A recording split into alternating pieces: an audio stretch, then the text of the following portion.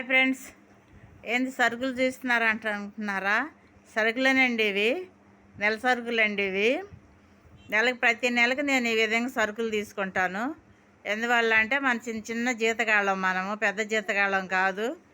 Employees అయినా కూడా ఏదైనా కూడా చిన్న జీతగాళ్ళకి ఇది నేను ఒక వీడియో తీసి చెప్తున్నాను. ఈ విధంగా ఏంటంటే నేను నెల సరుకులు రాగానే, జీతం రాగానే రెంట్ కట్టేసుకుంటానండి. ముందు రెంట్ కట్టేసుకొని స్కూల్ ఫీజులు అవి అయిపోయిన తర్వాత సరుకులు, ఇంట్లో రేషన్ మొత్తం తీసిచ్చేసుకుంటాను. ఆ రేషన్ అయిపోయిన తర్వాత రేషను, కరెంటు బిల్లులు, మళ్ళీ వాటర్ బిల్లులు ఇవన్నీ కట్టుకుంటా రావాలి కదండి. అన్నీ కట్టుకోగా మన చేతిలో ఎంత ఉంటుంది? 1000 1500 మిగిలిపోతుంది.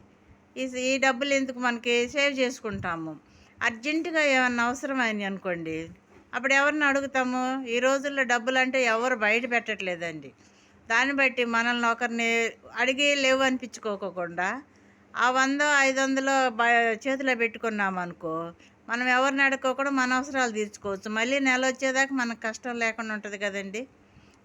నేనైతే ఈ విధంగా సేవ్ చేస్తానండి. మీరు ఏ విధంగా సేవ్ చేస్తారో నా కామెంట్స్లో పెట్టండి.